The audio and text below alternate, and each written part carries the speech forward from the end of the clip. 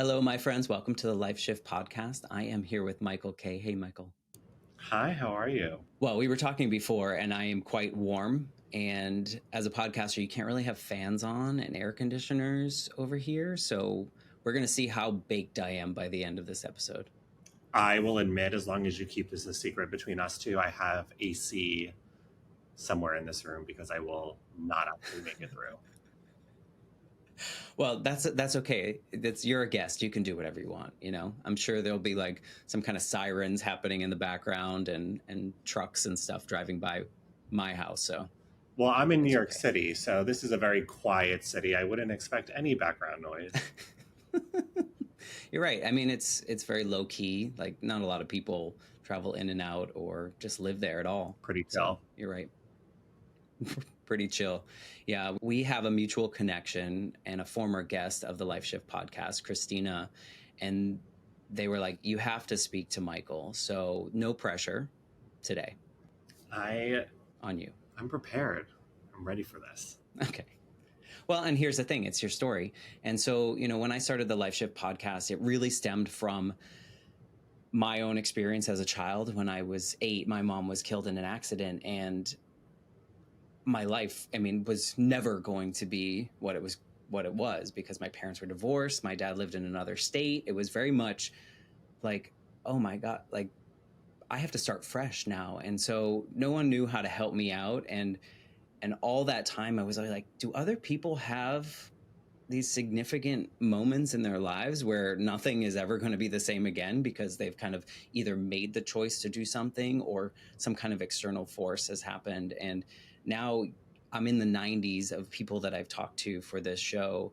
And it's amazing how we all have such different backgrounds and different experiences, but how many things we have in common, which is so cool because I think in the world today, we're always talking about our differences or they're telling us how different we are. But really, at the end of the day, there's a lot of commonalities, a lot more than there are differences.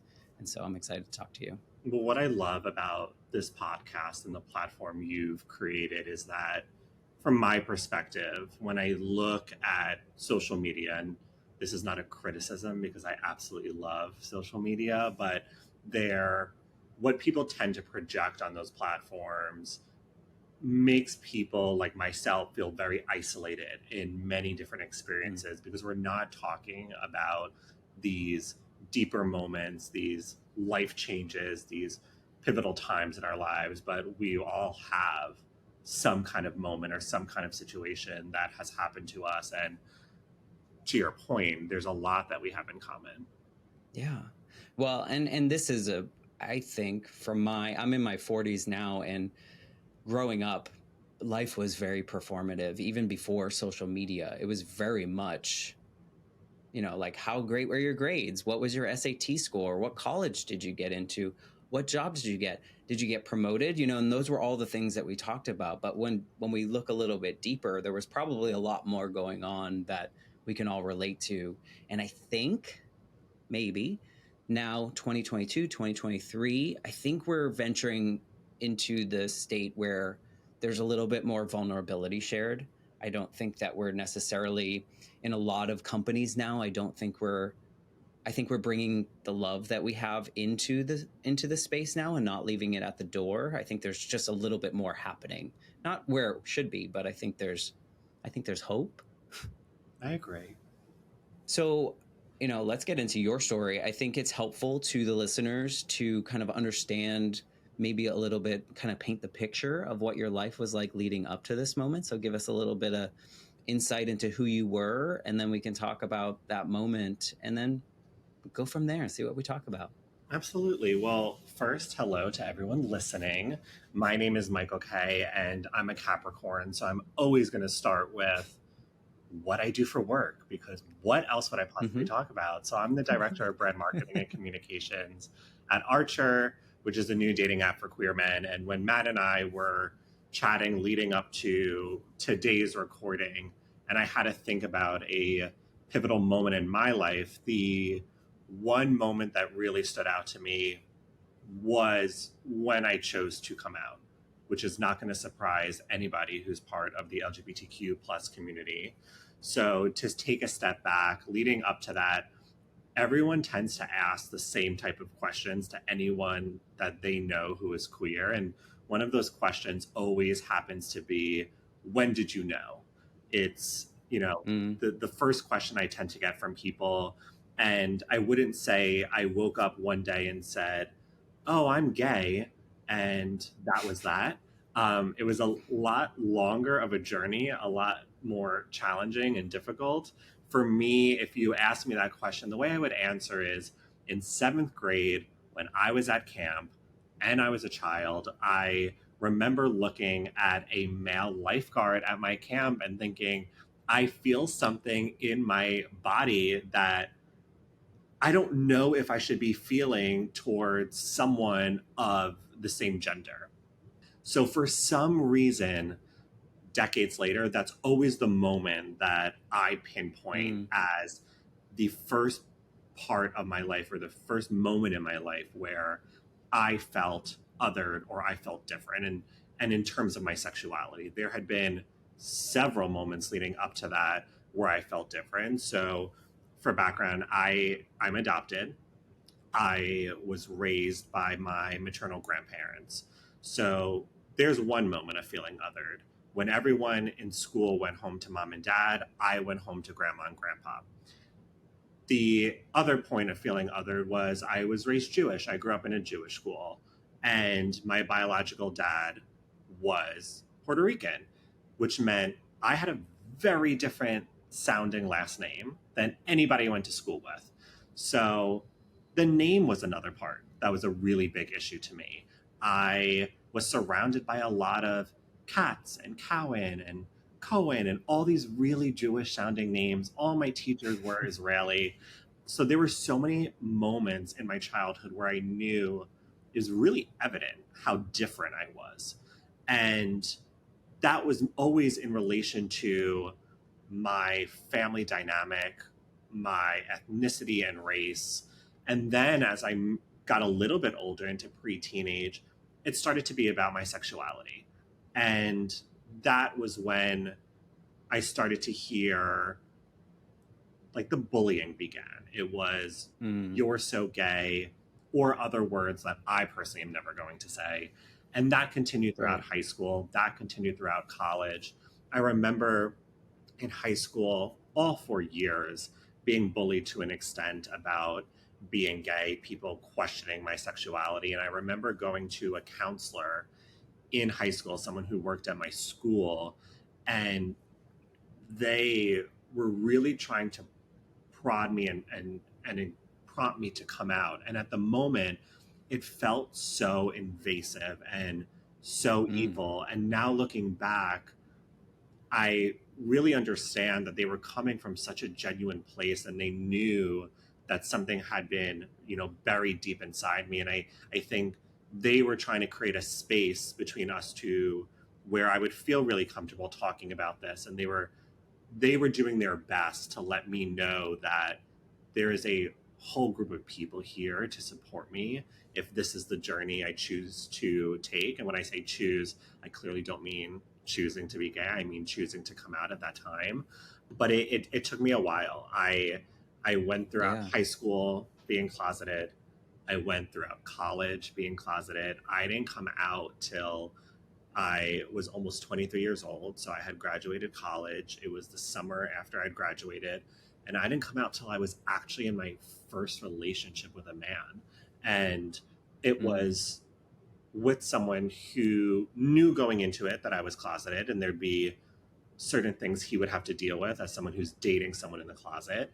But there was something about that relationship and how he handled me not being open that for the first time in my life, it didn't scare me. I Mm. didn't feel different. I almost overnight felt like this is no big deal. And I Mm. don't need to come out. I don't need to Yeah. like run through the streets with rainbow flags. I told one person in my family, look who I'm dating, showed them a picture of me and this guy. told my friends who I was dating versus saying the words I'm gay, it actually took me a couple years in hindsight to be comfortable with saying I'm gay, even after being in the relationship and being out. And I would say that today, it's almost 10 years ish, about 8, 9 years since coming out. I'm comfortable with who I am. I'm really proud to say I'm gay, but I still deal with internalized homophobia almost every single week. So Yeah. I'm out, but it's still a journey. It's not like you come out and then it's all over. You know, I mean, you describe your childhood with all these identities that are kind of like, you know, bumping heads. Did you feel in that moment? I know you said you felt kind of like othered, but did you feel that you were searching for a particular identity? Because I think as kids, we kind of like want to navigate to a particular group, but you had all of these groups, if we want to call them that. Do you feel like your whole upbringing, you were searching for that kind of home, if you will, in an identity space? I think when I was growing up, I just wanted to be like everyone else. I remember asking my parents to help me find my biological parents. That was really important to me. I really wanted to change my last name, which ultimately I did, which I'm really happy that I did. And I remember a point where I wanted to become even more religious. And I think that was less of it actually being a genuine interest of mine and me just wanting to mirror the people I was seeing every single day, which growing up in a Jewish school, it's going to be a lot of Jewish people. And I'm still really proud to be Jewish, but I really was trying to force myself into this mold of those I saw around me.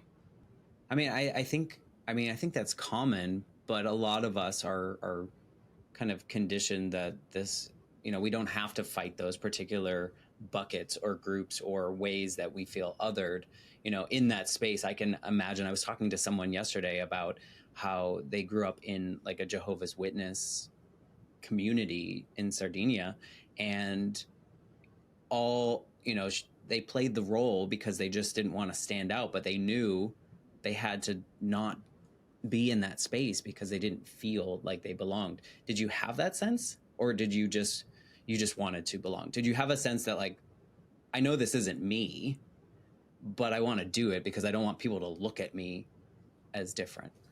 Yes, probably up until my mid-20s.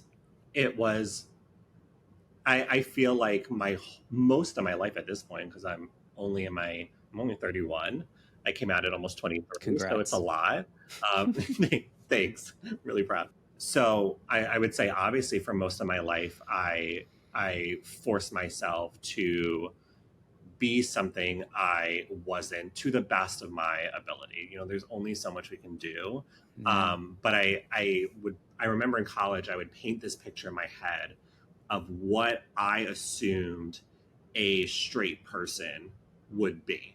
And I did my best to dress that way, to act that way, to consume that type of media.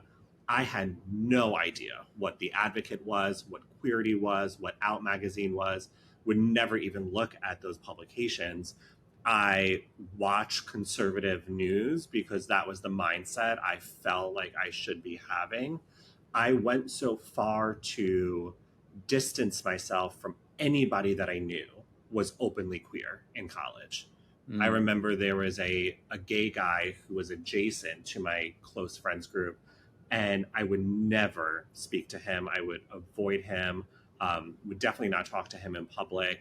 I just felt like if I got too close to anybody who was LGBTQ IA plus, there would be this assumption that Michael is talking to them. Michael is one of them. And at that point, it felt like the absolute worst case scenario. Were your parents, your parents, I guess we'll call them, you know, I think that's what they are. They raised you. Was there a condition? Did you hear like, you know, negative comments about gay people or anything like that growing up? I mean, I feel like that's also a product of the times as well. So that's the, you know, were you taught that's bad? That's the interesting point. No, A lot of the older people in my family are conservative. I will say that. Mm-hmm.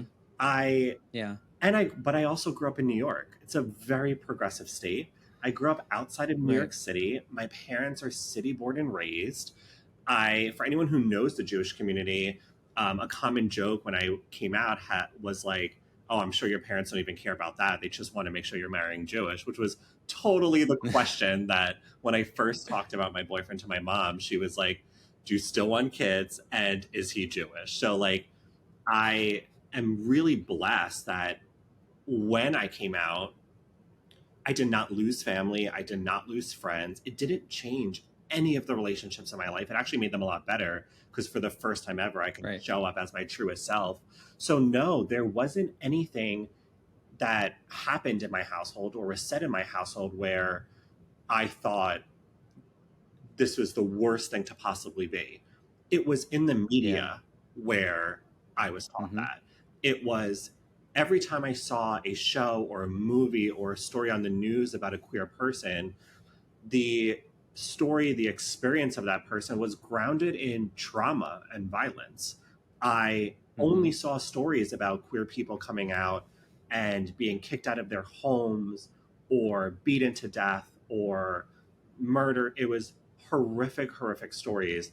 And that is what absolutely terrified me. So I had a Yeah. lot of irrational fears that my life was going to change. I would end up alone. I would lose all my family. My friends would never speak to me.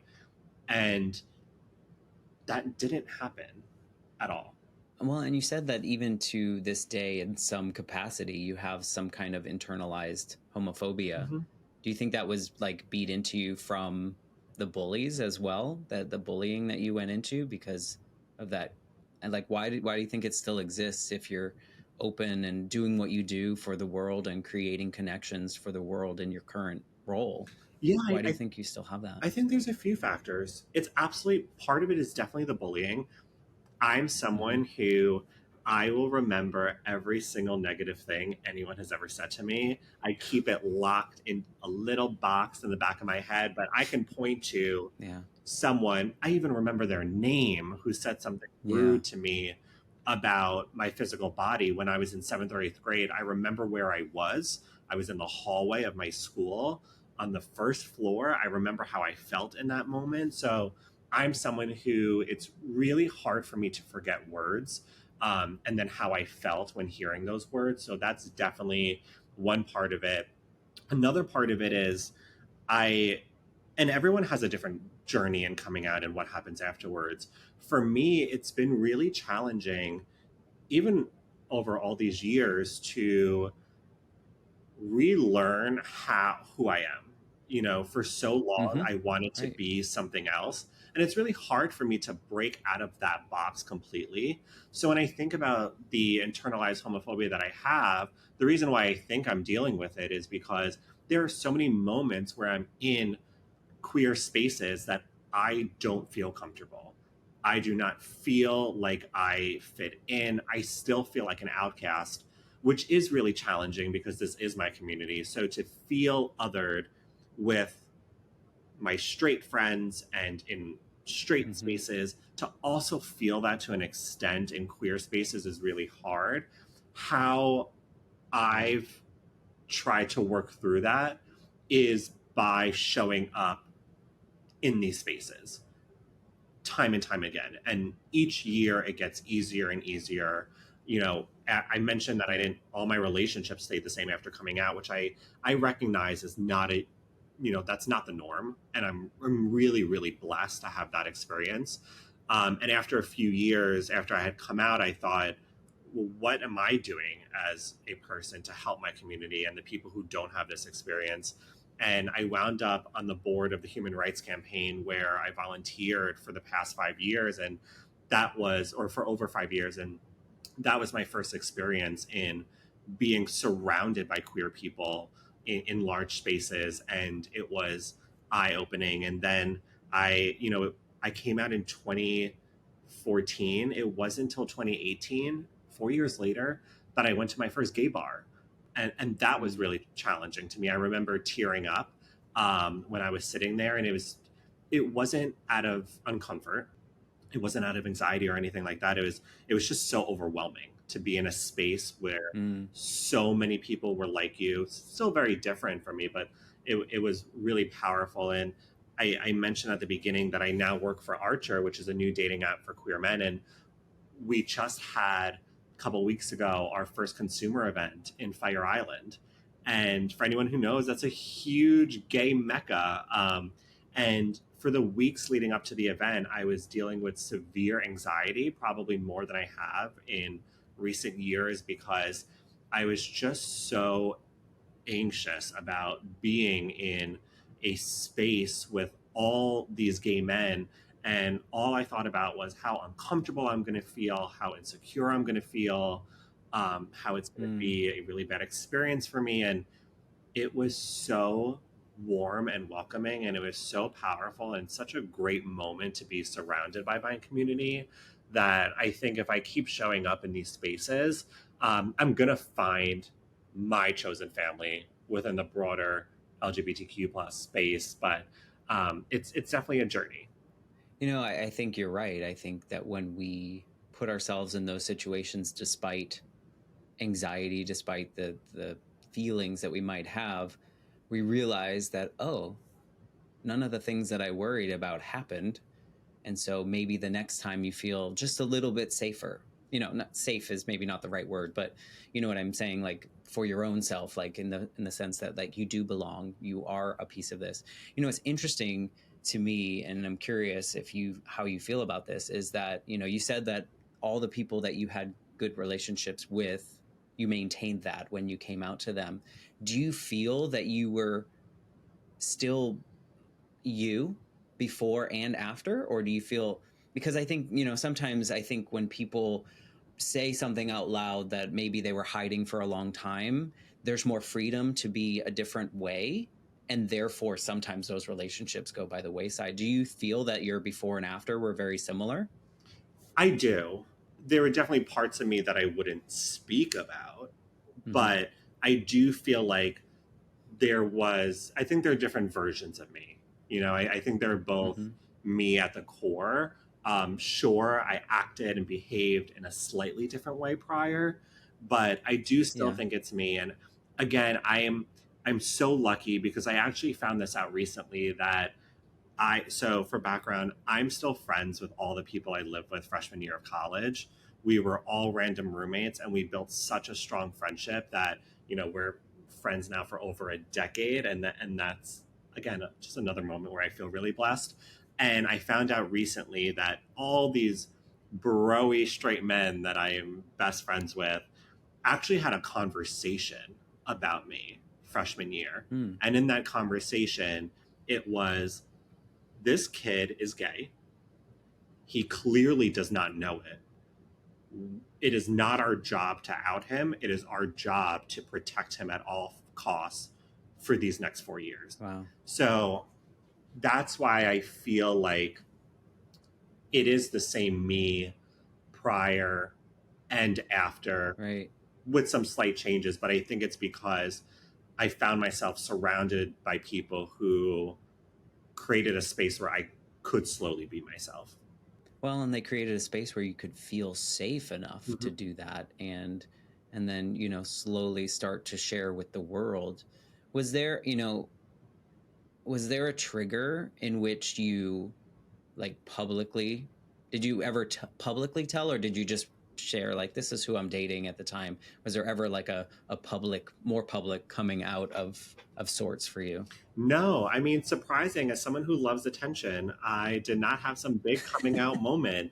I I think No parade? no parade. It actually took me years to Oh, participate in the parade, but now I can say I have well, walked in the that Pride makes sense. Parade, which is Yeah. another great moment. But I think after so many years of me feeling ashamed and embarrassed and depressed and really angry about who I was, when I finally felt comfortable enough and acknowledging that I am who I am, I realized, for me, I don't need to share that in any way. I am just like everybody else, and straight people do not have to come out.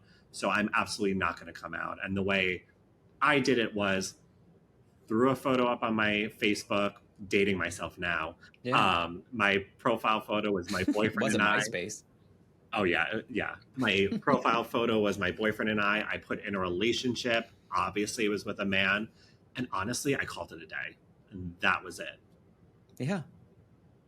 Well, truthfully, we as people, we don't owe anyone anything. We should be able to live our lives in the way that we want to, no matter what we want to do, as long as it's not hurting someone else or hurting ourselves. I think that, no one has to come out if they don't want to. If they can live authentically and just be like, yeah, it is what it is, that's where we should get to. Do you think that we're getting anywhere close to that?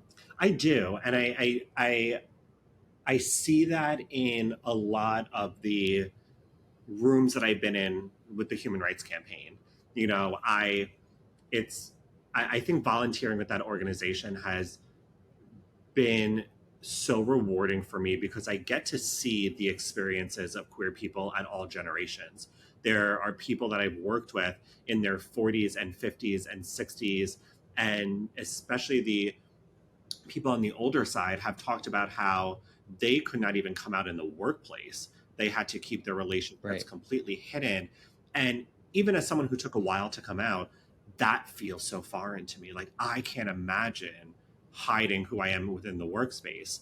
And then on the reverse side, I'm also in the room with these preteens and teenagers who don't even feel the need to identify themselves because they don't Right. want to be placed in a box. They will say, I'm non-binary or I'm pansexual, but that's not all of who I am. There's so much more to me than that. And it's almost like their identity is really important to them, but it takes a back seat because they're not letting it define them as the only way to define themselves. So I do think we're getting to a space, and I think it's really powerful to be at a moment in time where we get to see those two experiences, because especially at a time when we're seeing anti-trans legislation sweep the nation, anti-drag bans being introduced, it is powerful and important that we take a quick moment to recognize the progress that we have made while still acknowledging there's so much more work to be done.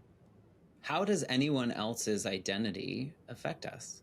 It does It not doesn't. at all, which is It's nobody's it's business. how I feel about conversations we get into around pronouns. Why is that such a trigger for some people? Personally, I don't care. Whatever you tell me you are, how you identify, what you want to be called, great. Let's keep it moving. Right. So, Yeah. Well, welcome to Florida, where legislation was just introduced that parents have to sign a permission slip with the name that their child wants to be called, even if it's like, my name is Matthew, but I want to be called Matt. The teachers cannot call me Matt until my parents have signed a permission slip saying that that is allowed. How it's, do you feel about that? yes, Matt and I were talking prior how I am coming to Florida next month, and I'm nervous. Well, I wouldn't necessarily be nervous, but it's just interesting how there are moments in which, in the grand scale, we feel progressive, moving forward, but also at the same time, things seem to be scaling back in other places as well. And at the end of the day, I was talking to our mutual friend Christina, and they were like, like, we're just humans. We're all just trying to do the same thing here, right? We're trying to enjoy our experience on this planet, make it a little bit better, leave it better than when we came.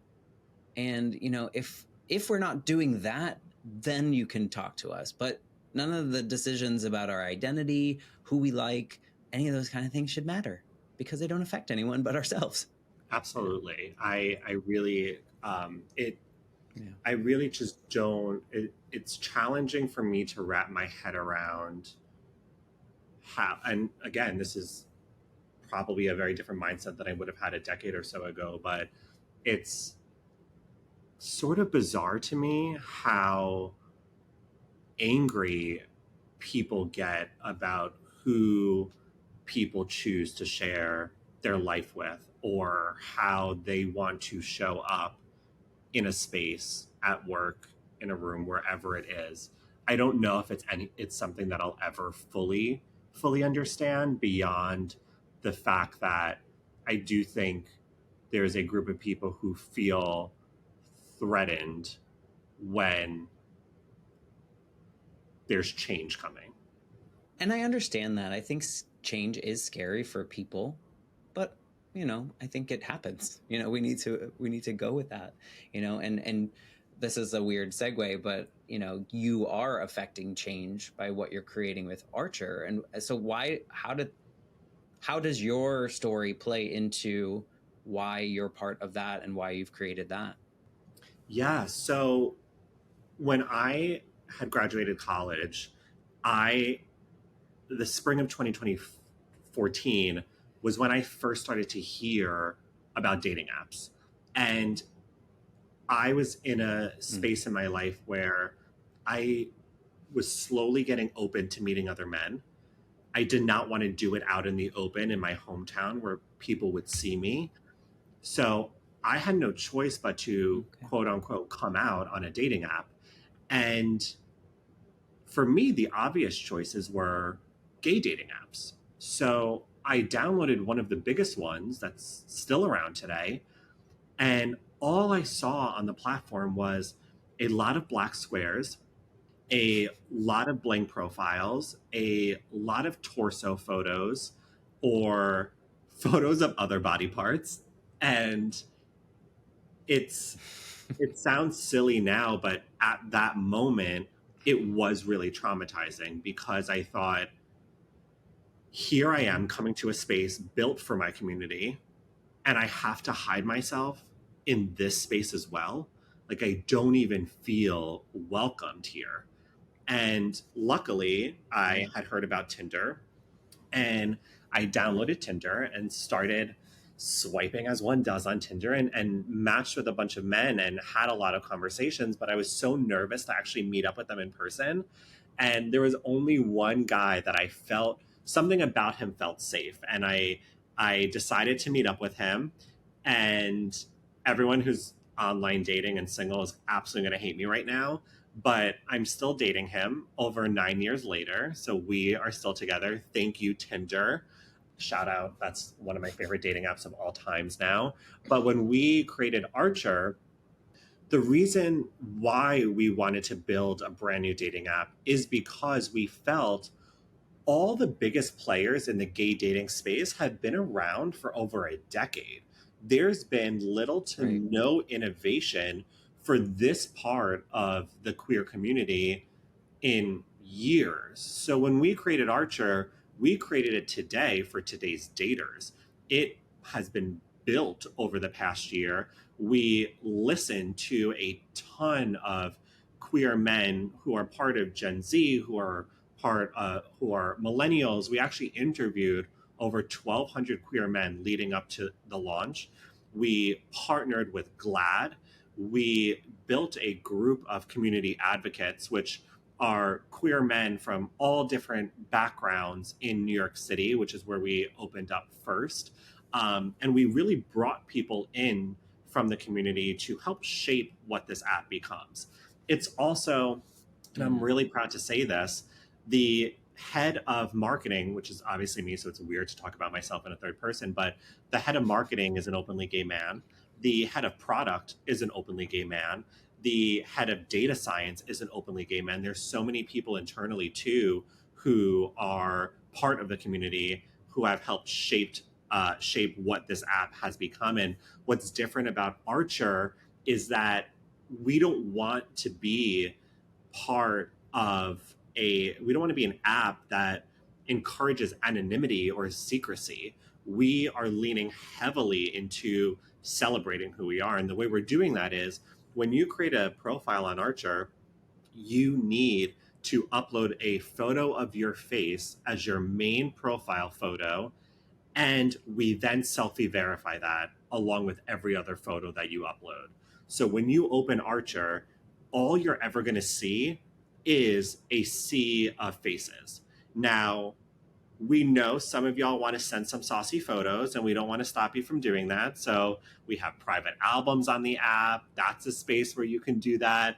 But when you're looking at our different looking at our different views, you can choose from 3 different layouts. So you can do a zoomed out grid where you're probably looking for a hookup, or a zoomed in grid, or a linear layout, which shows more robust profiles. But in all these views, you're only ever going to see face first, which is helping us also eliminate catfishes. Yeah, and I think it's allowing for those individuals that feel othered on other dating apps to find a space where, one, it's safe and there are people that have similar needs, wants, desires, and you're starting with the real connection first, or in hopes of the quote unquote real connection, maybe the heart centered, the conversation centered. Is that true? Does that feel right? Yeah, yeah. And another thing that we thought about is, why are queer men turning to dating apps, and at what point of their journey or their life are they turning to dating Mm. apps? And what we found through our research is that these are spaces where queer men feel comfortable building connections and creating relationships that go beyond romantic connection. So we've heard from a lot of people who have said, I'm moving to Florida or New York or Indiana or California, and I'm opening a gay dating app to find my chosen family so that I can feel safe in this new space. And we want to make sure that we're giving them the tools to do that as well. So some of the features you'll see rolling out are really focused on community building and self-expression. Those features include group chats, so you can actually build a group Oh, of nice. friends on the app and have conversation with each other, but also ways for you to self-express, whether that's through ephemeral content like stories and videos, or tags Oh, that nice. help you self-identify. My tags on Archer are about RuPaul's Drag Race and spinning, because I love Soul Cycle and I love reading, and people are using the tags to express how they self-identify, and in time those tags will be searchable. So I'll be able to find other queer men who also want to go to Soul Cycle with me, or maybe want to have a book club, or I sound like a mom, or want to watch Drag Race on Friday night. And then talk about it and then read a book about it. So it sounds like it's more, I mean, you have the dating aspect, but there's kind of like a social media community kind of component to it that is setting it apart as well. And I think that's wonderful. Congratulations on your launch. I know when was the official launch? Recently? Yes, we announced it in June for Pride Month, and then it actually opened in the New York City area in late July. And we just surpassed earlier this week 10,000 messages sent on Archer in only a couple of weeks. So people are loving it, they're chatting on it, and hopefully in a year from now, we'll hear about friendships and relationships that started on Archer. But we're coming to LA soon, Washington D.C., and you'll slowly start seeing us open up in cities all across the country. That's awesome. And to think, to that seventh grader at camp and thinking about like that first feeling that you had to now, and what you're creating for people that may have just had that first feeling, in whatever part of their journey, maybe not, hopefully not seventh graders joining your app, but, in a sense of like, there is a place for people to go to talk to like-minded folks, to not see media that is, that created the version of you that was trying to run from that for a bit, or to hide that as much as possible and deny that. And now you have this space where people can just be them and be comfortable being them. And that's really commendable, because there's a lot of selfish people in the world, and you're just putting it out there as, like, let me help others, because you didn't have the easiest experience leading up to that. Yes, I would say I've I've also worked at OkCupid. For those who don't know, I've been working at OkCupid since 2019, and it's such an inclusive platform.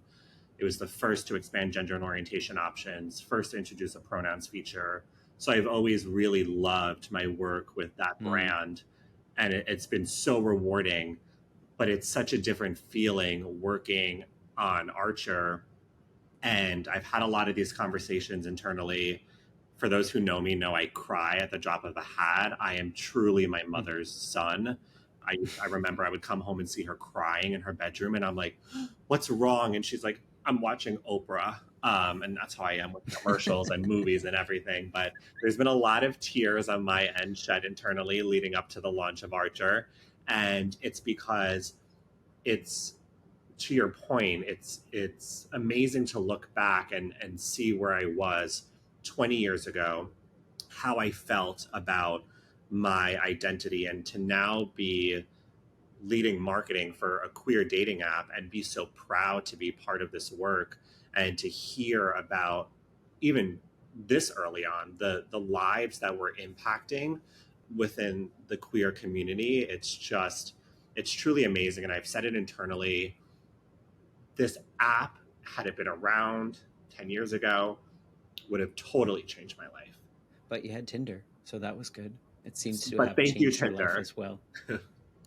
Yeah, that was I don't think people listening that are on dating apps would be mad at you about when you said people be mad that I say this. I think that's amazing that you're still with that first person. You know, I think when you know, you know, and when it feels right, it feels right. And if you feel, and more importantly, in your case, if you feel safe, that's super important. If you feel safe to be who you are and bring all of you to the table, then it's good. You have a win. And I think it's really inspiring for people to hear that, and to hear, because I feel like media and social media, I mean, there's a lot more inclusivity, but I still think there's a lot of negative stuff out there that people can still internalize, as you did as a child. And so the more that people like you create something like you're creating, to create these safe spaces where people can feel seen, heard. I mean, with these tags and stuff, I think people have unique likes and wants and things they like to do that sometimes we are ashamed to put that out for some reason. But now you have this space where there are going to be people that connect on whatever. I don't know why you like spinning. That's terrible to me. But, you know, I think it's my worst nightmare. I had to do it all during the pandemic, so I will never do that again. But yeah, I think it's wonderful because for so long it seemed like you were longing to be in a part of a community, and you were absorbing the traits and the characteristics of whatever community you saw was most appropriate at that time, whether that was diving into Jewish culture and understanding the religion as much as possible just so that you didn't stand out, or, you know, identifying what the straightest man you could ever imagine looks like and then portraying that. You have a space now where people can just be, you know, and how wonderful is that for people coming up now, Gen Z individuals that, you know, can just not have to face the performative nature that so many of us had to do and had to navigate, and still sometimes have to navigate as it relates to it. So kudos to you for what you're creating. I hope it blows up in the way that you want it to, and in a most appropriate way. Sometimes if it blows up, you don't want it to be like, you know, too crazy, but I think that you're curating it in a nice way that will really affect a lot of people. So congratulations to you, but also kudos to you for what you're doing. Thank you. And one thing I will add, and it came to mind as you were just talking, you know, we talked a lot about finding community and finding like-minded people. And as you were speaking, I had a moment of reflection where I realized, yes, you should be finding, you know, people who have similar hobbies and interests. But I also love that we're, at least me, and we're hopefully all getting to this place. We're in a moment where we can still show up as who we are in spaces where people are different than us. And I thought about it because I reflected back to my friends group, and most of us are straight. There's only me and one other person who came out after college, but me and that other gay person still get to show up as our true selves. We Right. get to be as flamboyant as we possibly want to in this group of people. And it's actually funny now that every time we're all together and we're drinking or hanging out and playing music, it's usually a few songs into this like hangout sesh that the music all shifts to like RuPaul's Drag Race and Celine Dion and Jennifer Lopez and Taylor Swift, and our group just runs with it now, and we don't even have to be the ones to put it on at this point. They just play it for us. But also find those communities of people where you have a ton of differences, but you still get to show what your differences are, and have people who will acknowledge your differences, but really celebrate your differences too. Respect the fact that we're all different people, and that's okay. That's a good thing. We don't want to all be the same. And, I agree. I think that we should just show up and love the people around us. It doesn't matter how they want to identify. It doesn't matter what they want to be called. That's what they want to be called, and so I think we need to lean more into that. And I think we are. I think there's a lot of us that are just kind of like, live your life. It's hard enough on, without all of these limitations that we're kind of self-imposing on us. So, I appreciate that you shared this story. If you could go back to that 7th grader at camp, knowing what you know now, knowing this experience that you had, is there anything that you would want to say to him after he had that thought that popped in his head? If I could speak to my younger self, I would encourage him to feel comfortable being who he truly is, but I would still encourage him to come to terms with that when he feels most comfortable. I do wish it happened earlier, but I'm also not someone who likes to reflect on the past, and I really do not like to regret.